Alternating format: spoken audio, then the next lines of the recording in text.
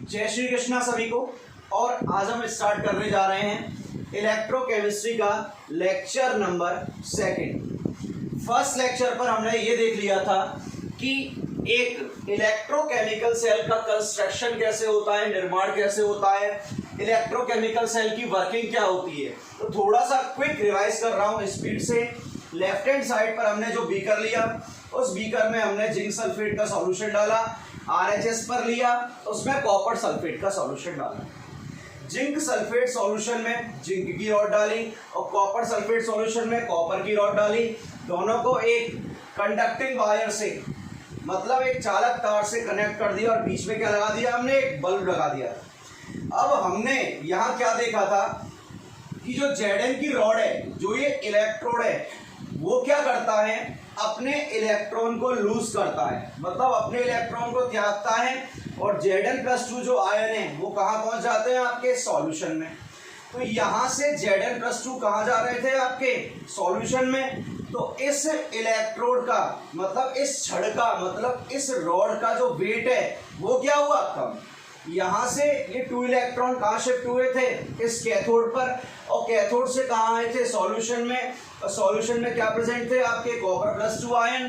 तो Cr+2 ने 2 electron gain किए थे और किस में कन्वर्ट हो गए थे, कॉपर में। तो देखो यहाँ पर इस रॉड के वेट में तो इंक्रीमेंट हुआ, जबकि इस रॉड के वेट में क्या हुआ, डिक्रीमेंट। मतलब इस इलेक्ट्रोड का जो भार है वो तो बढ़ता है और इस इलेक्ट्रोड का भार है वो क्या होता है, घटता है। अब देखो इसको हमने 2 पार्ट में डिवाइड कर दिया था। इसको फर्स्ट हाफ बोला, इसको सेकंड हाफ बोला। मतलब ये प्रथम अर्धभाग और ये कौन सा अर्धभाग हो गया, ये द्वितीय अर्धभाग। It is known as first half and it is known as second half of galvanic और electrochemical cell. Dear, electrochemical cell is also known as galvanic cell. जो इलेक्ट्रोकेमिकल सेल है इसी को हम क्या बोलते हैं, गैल्वेनिक सेल। तो देखो जो इलेक्ट्रॉन का फ्लो हो रहा था वो कहां से कहां हो रहा था, एनोड से कैथोड पर। क्या जा रहे थे आपके इलेक्ट्रॉन, एनोड से कैथोड पर कौन मूव कर रहे हैं, कौन गति कर रहे हैं, आपके इलेक्ट्रॉन। तो करंट कहां फ्लो होगा, रिवर्स डायरेक्शन में। फिजिक्स में पढ़ा है कि इलेक्ट्रॉन के फ्लो के अपोजिट डायरेक्शन में किसका फ्लो होता है, करंट का। यहां करंट का फ्लो हो गया। तो देखो प्रथम अर्ध मतलब फर्स्ट हाफ में Zn ने 2 इलेक्ट्रॉन डोनेट किए और ये Zn+2 में कन्वर्ट हो गया। तो यहाँ पर क्या हुआ था, पहले बता चुका हूं मैं, ऑक्सीकरण।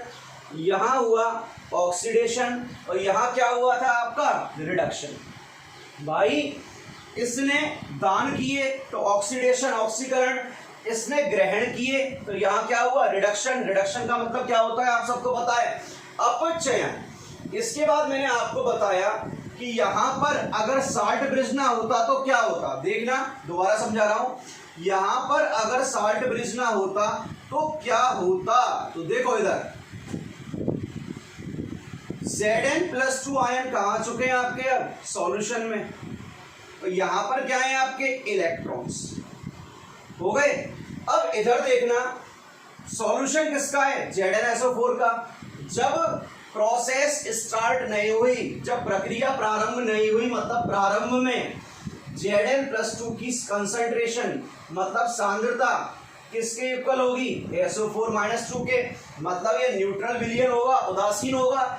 लेकिन जैसे ही Zn+2 यहाँ पर आए तो Zn+2 की सांद्रता कुछ समय पश्चात किससे ज्यादा हो गई, SO4-2 से ज्यादा हो गई या नहीं हो गई, बिल्कुल हो गई। तो देखो अब यहाँ पर धनायन की मात्रा मतलब पॉजिटिव आयन की क्वांटिटी इतनी ज्यादा हो चुकी है, किसकी क्वांटिटी हो गई है, पॉजिटिव की, कि ये नेगेटिव को यहां से शिफ्ट नहीं होने देगा। क्यों, पॉजिटिव नेगेटिव में क्या होता है, अट्रैक्शन। और पॉजिटिव अमाउंट इतना ज्यादा है कि ये नेगेटिव को अट्रैक्ट कर लेगा, मतलब होल्ड कर लेगा कि भाई तू यहां नहीं जाने का। क्या बोलेगा, कैथोड बुलाती है मगर जाने का नहीं। क्या बोलेगा, बुलाती है मगर जाने का नहीं। और जाने का क्यों नहीं, क्योंकि किसके पास जाने का है, Zn+2 के पास जाने का। भाई यहाँ अमाउंट इतना ज्यादा हो चुका है कि ये जो इलेक्ट्रॉन्स है ना, इनको इतने कॉम्पैक्टली बाइंड कर लेगा, मतलब इतने प्रबलता से बंधित कर लेगा कि इन्हें जाने ही नहीं देगा कि वो बेचारा गाना गाएगा आजा आजा, पर ये क्या बोलेगा, बुलाती है मगर जाने का नहीं। अब ये जा ही नहीं पाएगा तो सेल क्या होगी, अपना वर्किंग करना बंद कर देगा। भाई हमारा मोटिव क्या है, विद्युत धारा जनरेट करना, मतलब करंट इलेक्ट्रिसिटी प्रोड्यूस करना। भाई प्रोड्यूस क्या करना है, इलेक्ट्रिसिटी। जब इलेक्ट्रॉन जाएंगे नहीं तो इलेक्ट्रिसिटी प्रोड्यूस होगी नहीं, तो सेल की प्रोसेस खत्म। इसलिए हमने क्या कहा कि यहां पर हम एक यू आकार की, मतलब यू शेप की इन्वर्टेड ट्यूब, मतलब उल्टी नलिका। भाई यू शेप की क्या यूज करेंगे, इन्वर्टेड ट्यूब, मतलब उल्टी कांच की नलिका होगी यू आकार की, जिसमें यहां पर कॉटन के प्लग लगे होते हैं। मतलब किसके प्लग हैं, रुई के प्लग। और इसमें हम यूज करते हैं किसका, साल्ट का। जैसे हमने KCl ले लिया KCl, तो क्या होगा, जैसे ही आपने KCl डाला तो यहां से K प्लस और Cl माइनस ऑप्टेन होगा। यहां पर क्या है, Zn+2, तो Cl माइनस, भाई पॉजिटिव के पास क्या जाएगा, नेगेटिव, वो यहां शिफ्ट होगा। जब Cl माइनस यहां शिफ्ट हो गया तो K प्लस कहां जाएगा, इस साइड पर। क्यों, यहां पर सॉरी Cl माइनस कहां के चला गया, +2 के पास, तो ये कहां जाएगा, भाई इलेक्ट्रॉन आ रहे हैं यहां पर, ये इस सॉल्यूशन में चला गया। तो ये जो Cl माइनस है, नेगेटिव है, ये पॉजिटिव को क्या कर देगा, न्यूट्रल, और ये पॉजिटिव इलेक्ट्रॉन्स को क्या कर देगा, न्यूट्रल। तो यहां पर ये न्यूट्रल जैसे ही हो गए, मतलब ये क्या हो गए, न्यूट्रल हो गए, तो इलेक्ट्रॉन्स का फ्लो क्या होगा, कंटिन्यू होगा। दोबारा समझा रहा हूं, समझना है इस पॉइंट को कि भाई यहां पर Zn+2 बहुत ज्यादा क्वांटिटी में आ चुके हैं। अब पॉजिटिव ज्यादा है और नेगेटिव कम है, तो उन्हें पकड़ लेंगे। भाई तुम उधर नहीं भागोगे। अब जब उधर भागेंगे ही नहीं तो इस दिशा में, मतलब इस डायरेक्शन में करंट आएगा कहां से, इसलिए हम यू शेप की इन्वर्टेड ट्यूब, मतलब यू आकार की उल्टी कांच की नलिका प्रयुक्त करते हैं, जिसे साल्ट ब्रिज कहते हैं। इसमें डाला KCl, ये क्या हुआ, K प्लस और Cl माइनस, तो कि Cl माइनस कहाँ है, इस उल्टे हाथ वाले विलियन में। जब यहां आए तो नेगेटिव पॉजिटिव न्यूट्रल हो गए, इलेक्ट्रॉन्स का फ्लो स्टार्ट हो गया, और यहां पर पॉजिटिव आया, पॉजिटिव और इलेक्ट्रॉन क्या हो गए, न्यूट्रल। तो जो यू शेप की ट्यूब है ना, इसके बिना ये सेल कभी भी कंप्लीट नहीं होती।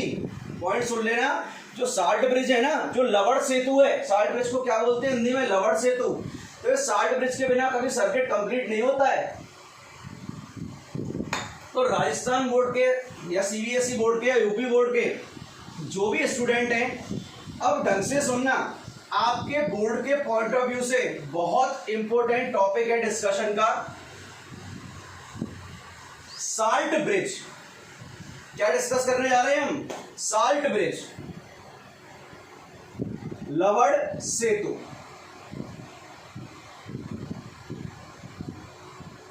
हेडिंग डालें, साल्ट ब्रिज और लवड़ सेतु। अब देखो, साल्ट ब्रिज में हम कौन कौन से साल्ट यूज कर सकते हैं, ammonium nitrate, potassium chloride, ammonium chloride et cetera, इनका यूज कर सकते हैं। और इनको किस में डालते हैं हम, इन अगार अगार सॉल्यूशन। अगर अगर विलियन होता है, हिंदी में भी अगार अगार ही कहते हैं और इंग्लिश में भी अगार ही अगार कहते हैं। इनको हम अगार अगार विलियन में डालते हैं, जिससे हमें semi liquid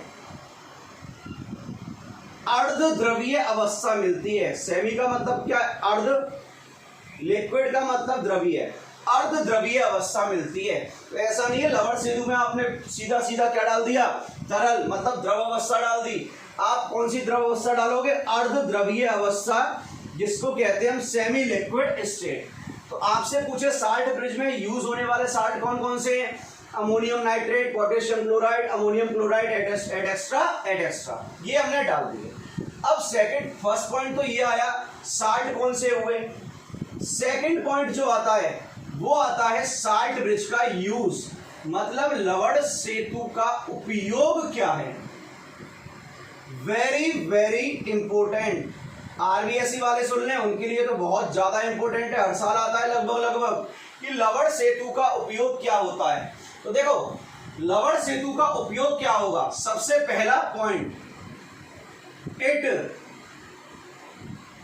complete the circuit of galvanic cell और इलेक्ट्रोकेमिकल सेल। सबसे पहला तो ये है, और कैसे है, by maintaining flow of electron, Hindi में भी लिखूंगा परेशान मत होना, by maintaining flow of electron. सबसे पहला जो उपयोग है ना, वो उपयोग है ये परिपथ पूर्ण करने का कार्य करता है। किसको पूर्ण करने का कार्य करेगा? परिपथ को पूर्ण करने का कार्य, सबसे पहला पॉइंट। दूसरा, ये दोनों विलयनों की, दोनों मतलब कौन कौन से, ZnSO4 और CuSO4, दोनों विलयनों की उदासीनता बनाए रखता है। क्या बनाए रखेगा? उदासीनता। कैसे? हमने ये देखा था, ये ZnSO4 है, यहां लवण सेतु लगा दिया था हमने, यहां रोड लगी थी, विलयन में धनायन ज्यादा हो गया, तो जैसे ही KCl डाला, Cl माइनस कहाँ गया था? विलयन में चला गया था, तो ये माइनस और प्लस क्या हो जाएगा? उदासीन। तो जो आपका लवण सेतु है वो दोनों विलयनों की क्या बनाए रखता है? उदासीनता। So it maintain the neutrality of both solution. It maintain the neutrality of both solution. ये दो पॉइंट हुए, बोर्ड के पॉइंट ऑफ व्यू से बहुत ज्यादा इंपॉर्टेंट है, लेकिन एक पॉइंट जो जिसे स्कूल में नहीं बताया जाता, सुन लेना, अब हम उसकी बात कर रहे हैं जो स्कूल में नहीं बताया जाता है। तो स्कूल में क्या नहीं बताया जाता वो सुनना। पॉइंट थर्ड, ये कॉम्पिटिटिव पॉइंट ऑफ व्यू से बहुत ज्यादा इंपॉर्टेंट पॉइंट है। It minimise the liquid junction potential. It minimise the liquid junction potential. मतलब क्या है? लिक्विड जंक्शन पोटेंशियल को बोलते हैं तरल या द्रव जंक्शन संधि पोटेंशियल विभव। मतलब ये जो तरल संधि विभव बनेगा ना, उसको मिनिमाइज करेगा, मतलब उसको कम करेगा। मिनिमाइज का मतलब क्या होता है? कम करना, रिड्यूस करना, घटाना, कुछ भी कह लो। ये कम करता है किसको? तरल संधि विभव, लिक्विड जंक्शन पोटेंशियल। कैसे? यहां एक पॉइंट देखो, सपोज करो आपके एनोड और कैथोड दोनों एक ही सॉल्यूशन में प्रेजेंट है। जैसे आगे चल के इलेक्ट्रोलाइटिक सेल आएगा, विद्युत अपघटनी सेल आएगा, वहां देखेंगे। सपोज करें यहां पर एनोड और कैथोड दोनों एक ही में प्रेजेंट है, और यहां पर है आपका ये कोई सॉल्यूशन। अब एक चीज देखो, आपको पता था यहां पर क्या डिपॉजिट होंगे? इलेक्ट्रॉन होगा, इलेक्ट्रॉन जमा। यहां पर ये दान कर रहा था, इस पर कौन सा आवेश आएगा? धनावेश। अब इलेक्ट्रॉन है तो ये इलेक्ट्रॉन त्यागेगा, तो यहां पर Zl+2 आयन आए थे भाई, अभी बताया है। यहां ये इलेक्ट्रोड लगाया था तो यहाँ Zl+2 का अमाउंट ज्यादा हो गया था, और इस अमाउंट को कम करने के लिए यहाँ हमने लवण सेतु लगाया था आपका। तो देखो आपका जो एनोड है इस पर तो कौन सा आवेश हो गया? ऋणावेश। इसके बाहर कौन सा आवेश आ जाएगा? धनावेश। कौन सा आवेश आ गया? धनावेश। इस पर धनावेश है तो इसके बाहर कौन सा आवेश आ जाएगा? ऋणावेश। कौन सा आवेश आ जाएगा? ऋणावेश। तो देखो धनावेश और ऋणावेश, यहां पर चार्ज सेपरेशन हो गया, मतलब आवेश का पृथक्करण हो गया। और फिजिक्स में आप सबने पढ़ा है, जब भी आवेश का पृथक्करण मतलब चार्ज सेपरेशन होता है तो वहां पर एक पोटेंशियल जनरेट हो जाता है। क्या जनरेट हो जाता है? पोटेंशियल। पोटेंशियल का मतलब क्या होता है? विभव। तो यहाँ पर आवेश का पृथक्करण हुआ, चार्ज का सेपरेशन हुआ, चार्ज का सेपरेशन हुआ, तो यहाँ पर एक पोटेंशियल मतलब विभव जनरेट हो गया। विभव का मतलब क्या है? पोटेंशियल। क्या जनरेट हो गया? पोटेंशियल। तो अगर यहाँ पर पोटेंशियल जनरेट हो गया तो सेल की वर्किंग रुक जाएगी। तो हम जब साल्ट ब्रिज लगाते हैं, अब देखो ये मैंने सपोज करो अलग अलग बीकर मान लिए, तो यहाँ पर मैंने साल्ट ब्रिज लगा दिया साल्ट ब्रिज। तो यहाँ से तो इलेक्ट्रॉन मतलब नेगेटिव जो चार्ज होगा मतलब ऋणावेश होगा वो धनावेश पर जाएगा, और धनावेश किस पर जाएगा? ऋणावेश पर। भाई ऋणावेश कहाँ गया? धनावेश पर। तो धनावेश कहाँ गया? ऋणावेश पर। तो ये ऋणावेश इस धनावेश को क्या कर देगा? उदासीन कर देगा, और ये धनावेश क्या करेगा? इस ऋणावेश को उदासीन कर देगा। तो जो आपका लवण सेतु प्रयोग में लाए ना हम, वो लवण सेतु बेटा क्या करता है? ये मिनिमाइज करता है मतलब कम करता है किसको? लिक्विड लिक्विड जंक्शन पोटेंशियल को, मतलब तरल तरल संधि विभव को। ये काम किसका है? आपके लवण सेतु का। तो लवण सेतु के मैंने 3 ही काम बताए मैंने आपको। क्या? पहला सर्किट कंप्लीट करता है मतलब परिपथ को क्या करता है? पूर्ण। दूसरा क्या बताया मैंने? सेकंड पॉइंट, जो दोनों विलयन है मतलब एनोड के और कैथोड के दोनों को न्यूट्रलाइज करके रखता है, उदासीन। और तीसरा जो लिक्विड लिक्विड जंक्शन पोटेंशियल है मतलब तरल तरल संधि विभव है उसको क्या करता है? कम करता है। तो ये काम थे किसके? आपके लवण सेतु मतलब साल्ट ब्रिज के। अपने माइंड में सेट कर लेना, ये काम किसके थे? लवण सेतु और साल्ट ब्रिज के। नेक्स्ट पॉइंट जो कभी भी स्कूल में बताया नहीं जाता, जितने भी अच्छे आपके इंस्टीट्यूट्स हैं उनमें बताया जाएगा, कंडीशन ऑफ साल्ट ब्रिज मतलब लवण सेतु को प्रयुक्त करने की शर्तें क्या हैं?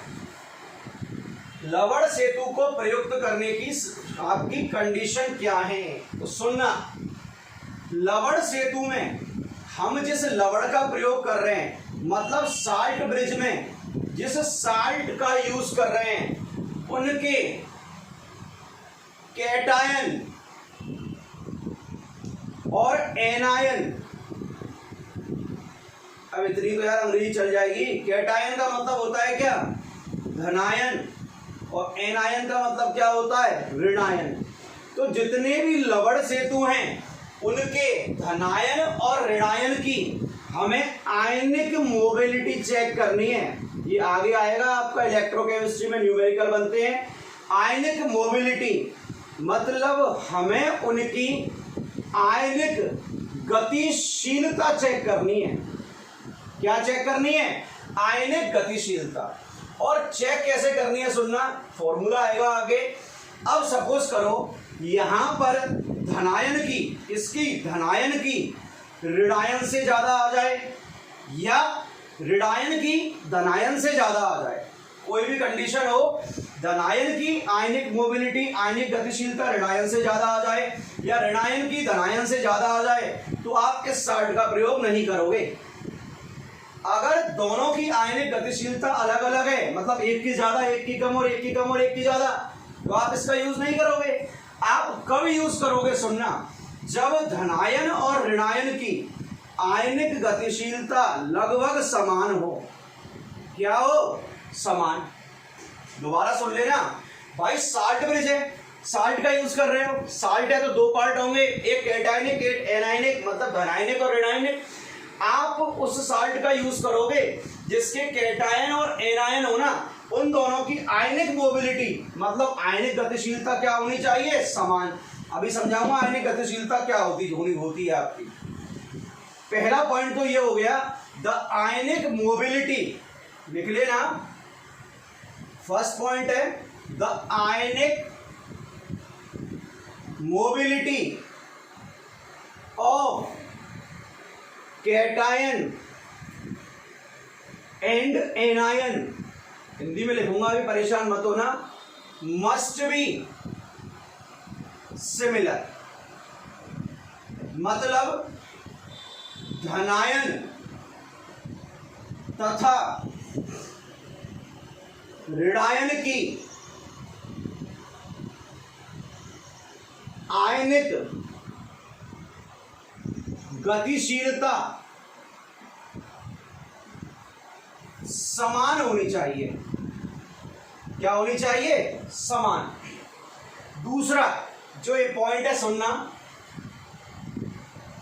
आपने जो लवण सेतु है, जो साल्ट ब्रिज है, उसमें जिस साल्ट का यूज किया है ना, उसका जो धनायन है या उसका ऋणायन है, वो कभी भी ऐसा यूज नहीं करना। पॉइंट सुन लेना, साल्ट ब्रिज में आप जो कैटायन और एनायन यूज कर रहे हो ना, वो कभी भी आपको बेटा ऐसा यूज नहीं करना। वो या तो इलेक्ट्रोड से ही रिएक्ट कर जाए। किससे रिएक्ट कर जाए? इलेक्ट्रोड से, या सॉल्यूशन से रिएक्ट कर जाए सीधा।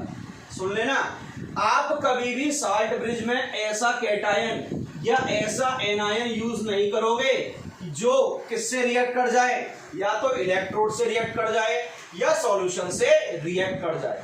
पॉइंट सुन लेना कि जो साल्ट ब्रिज है, जो लवण सेतु है, उसमें जो आप कैटायन और एनायन यूज कर रहे हैं ना, वो कभी भी इलेक्ट्रोड और सॉल्यूशन से रिएक्ट नहीं करने चाहिए। अगर रिएक्ट आपने करा दिया गलती से भी, तो आपकी सेल की जो दक्षता है, जो एफिशिएंसी है, वो क्या हो जाएगी? कम। तो पहला मैंने समझाया, the ionic mobility of cation and anion must be similar, and the second point is the ions used in salt bridge as a salt, the ions used in salt bridge as a salt must not be react with electrode or solution of electrode। मतलब लवण सेतु में प्रयुक्त किए गए लवण के जो ion हैं, वो कभी भी इलेक्ट्रोड और इलेक्ट्रोड के सॉल्यूशन से रिएक्ट नहीं करने चाहिए। अब पॉइंट आता है यहां पर आयनिक गतिशीलता, मतलब आयनिक मोबिलिटी क्या होती है। पॉइंट क्या आता है? आयनिक गतिशीलता और आयनिक मोबिलिटी आखिर भला क्या है? तो देखो, गति है तो दूरी होगी। दूरी कौन तय करेगा? आयन। तो देखो, आयनों द्वारा इकाई समय, समय क्या है आपका? इकाई। आयनों द्वारा इकाई समय में विद्युत क्षेत्र के प्रभाव में तय की गई दूरी, डिस्टेंस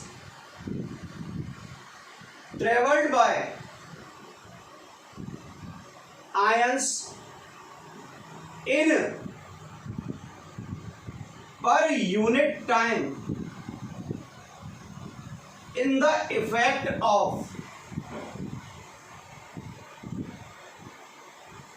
electric field। देखो, आयनिक गतिशीलता या मोबिलिटी का मतलब क्या है? Distance travelled by ion. तो आयन क्या तय कर रहे हैं? दूरी, मतलब डिस्टेंस ट्रेवल कर रहे हैं। टाइम क्या होना? डिस्टेंस ट्रेवल्ड बाय आयन, तय की गई दूरी। टाइम होना चाहिए पर यूनिट, मतलब इकाई समय। और किसके इफेक्ट में? इलेक्ट्रिक फील्ड, मतलब विद्युत क्षेत्र के प्रभाव में। तो इलेक्ट्रिक फील्ड के इफेक्ट में जो आयन जितना डिस्टेंस ट्रेवल करते हैं, मतलब जितनी दूरी तय करते हैं, कितने समय में? पर यूनिट टाइम में। कितने समय में?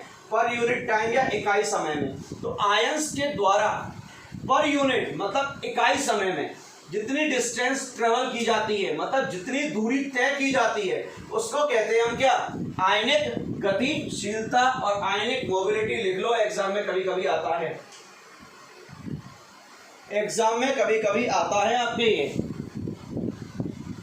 अब बात करते हैं सबसे ज्यादा किस कैटायन की आयनिक मोबिलिटी होती है। तो अगर धनायन बोलें तो सबसे ज्यादा धनायन में H+ की, और ऋणायन में, मतलब एनायन में सबसे ज्यादा होती है किसकी? OH- की। So H+ show maximum ionic mobility among all cations. On the other hand, OH minus show maximum ionic mobility among all anion, मतलब धनायनों में सबसे ज्यादा H प्लस की और ऋणायनों में किसकी होती है, OH माइनस की।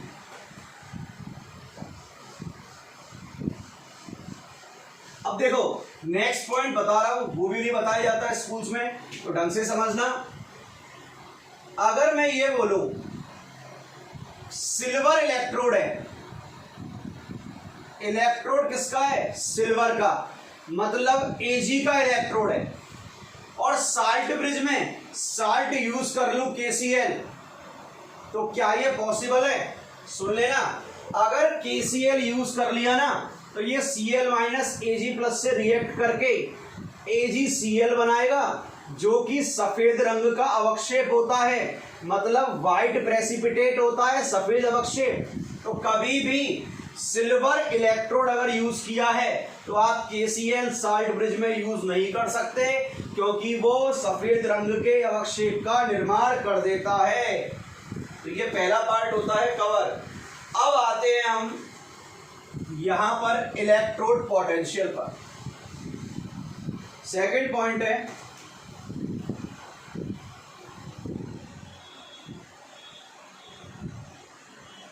इलेक्ट्रोड विभव।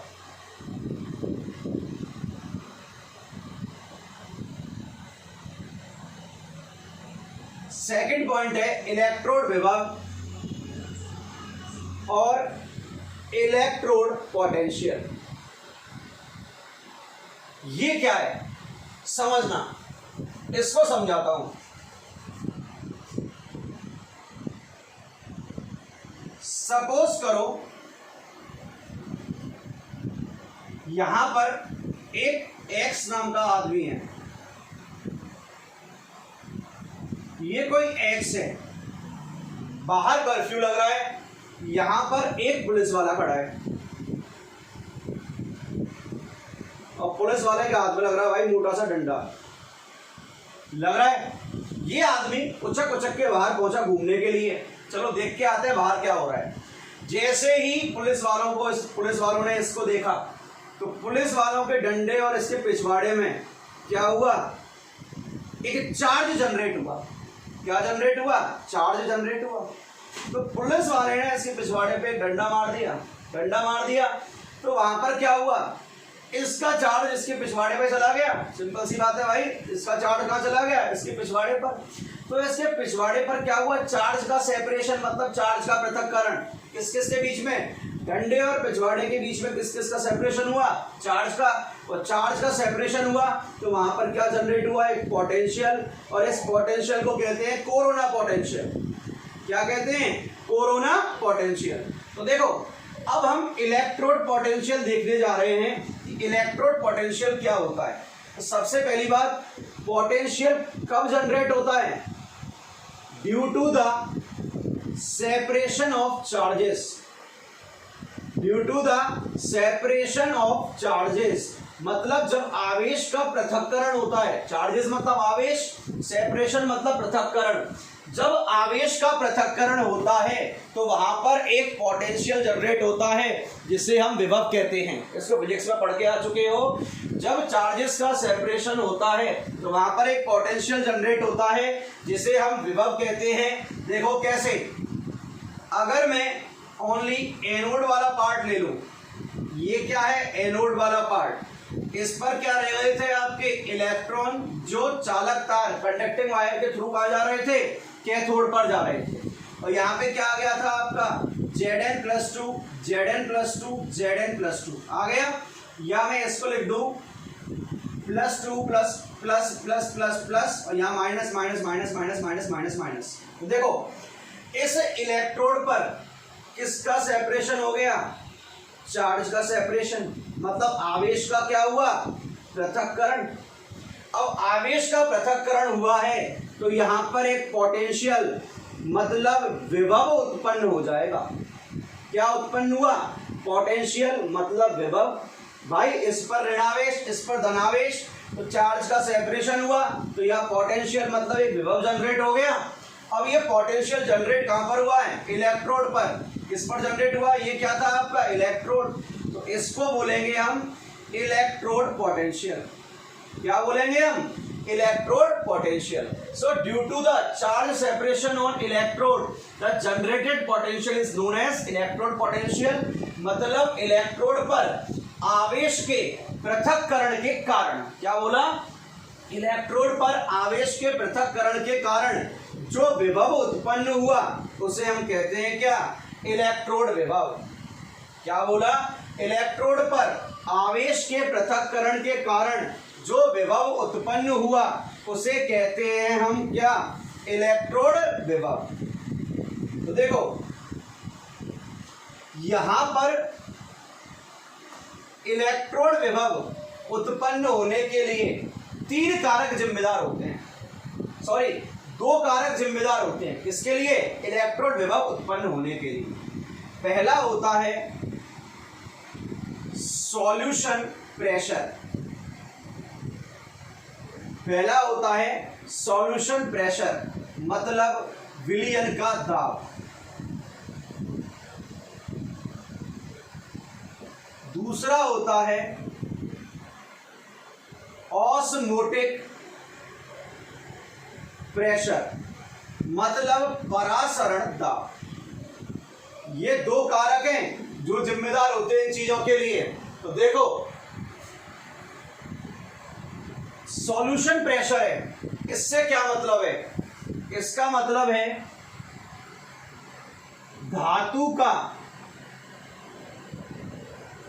धातु आयन में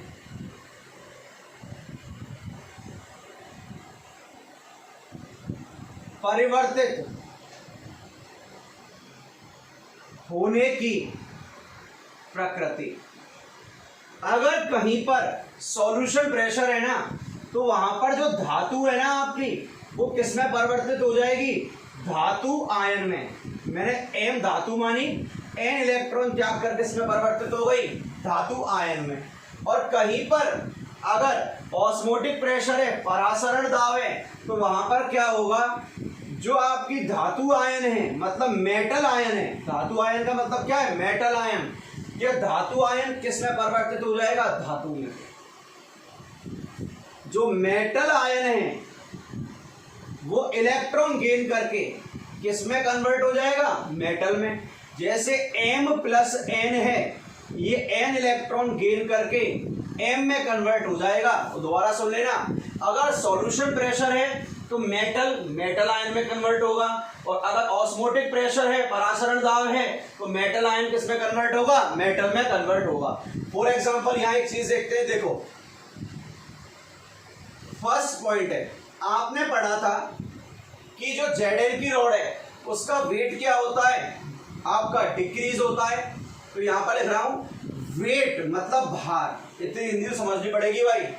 वेट मतलब भार।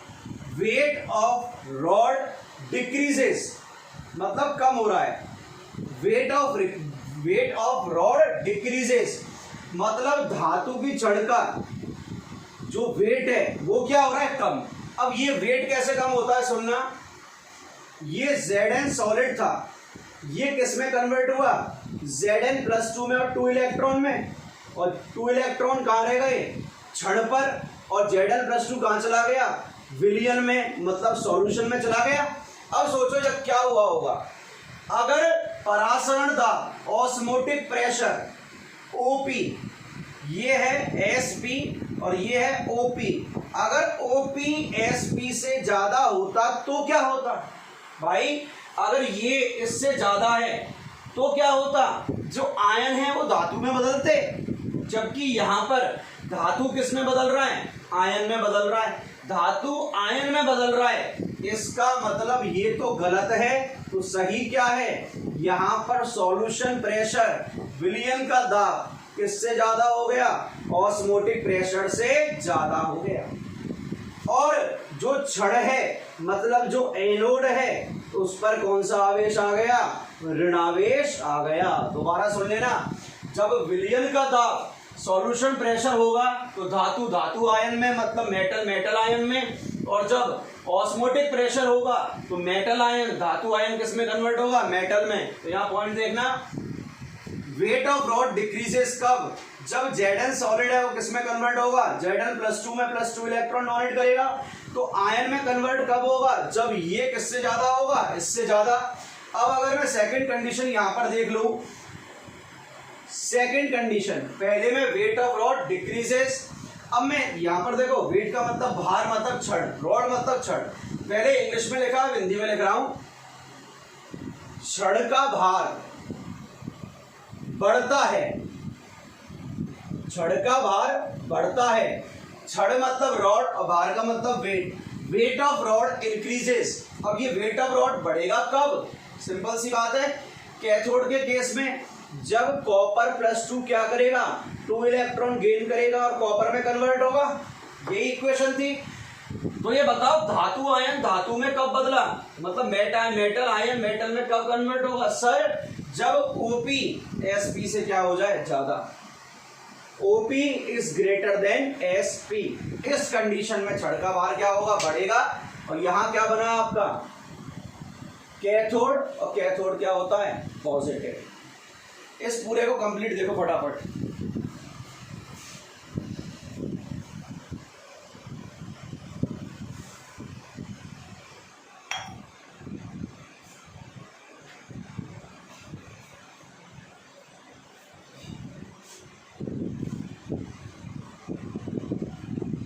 लास्ट कंडीशन है थर्ड, अगर OP बराबर SP हो जाए तो क्या होगा, मतलब ये दोनों बराबर हो जाएं तो ना तो धातु, ना तो मेटल आयन में बदलेगा और ना ही मेटल आयन मेटल में बदलेगा। मतलब ना तो धातु आयन में जाएगी और ना धातु आयन किस में जाएगा, धातु में। इसका मतलब छड़ का भार जो होगा, मतलब वेट जो होगा रॉड का, उसमें नो चेंज, मतलब कोई परिवर्तन नहीं आएगा। क्या नहीं आएगा, कोई परिवर्तन नहीं आएगा।